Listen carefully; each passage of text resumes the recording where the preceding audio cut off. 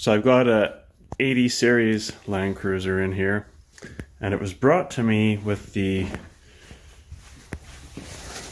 rust chopped out of this section here, and I had nothing to go with, so I'm having to fabricate this section from scratch, and I am going to put a patch in there.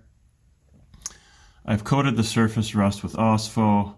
I'm going to coat the inside here also with weld through primer, and then I'm going to put a patch in and then fabricate this section here for the mud flap, and then move to the other side.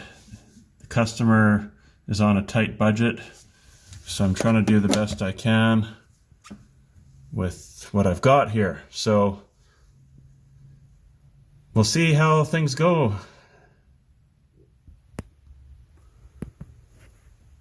So the passenger side is finished.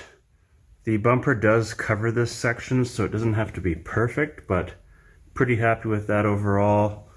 I ended up using rib nuts here instead of the factory plastic fasteners. This will be all coated in here and seam sealed so that no water can get into the quarter panel. But that's the passenger side, and I'm going to start tackling the driver's side. So here's the driver's side. This side's going to be a little more interesting as the owner cut out most of the metal, so I don't really have much structure to go off of. I pretty much have to kind of guess and fabricate things from scratch here. I will be using this corner of the bumper as kind of a guide to get the holes in this area, but I'm gonna have to put it in place to do that. Yeah, my advice is don't cut things out.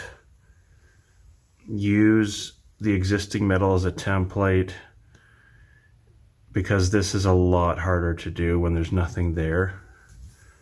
Anyways, so I got this piece in, and we're gonna kind of go from there. So let's see what happens.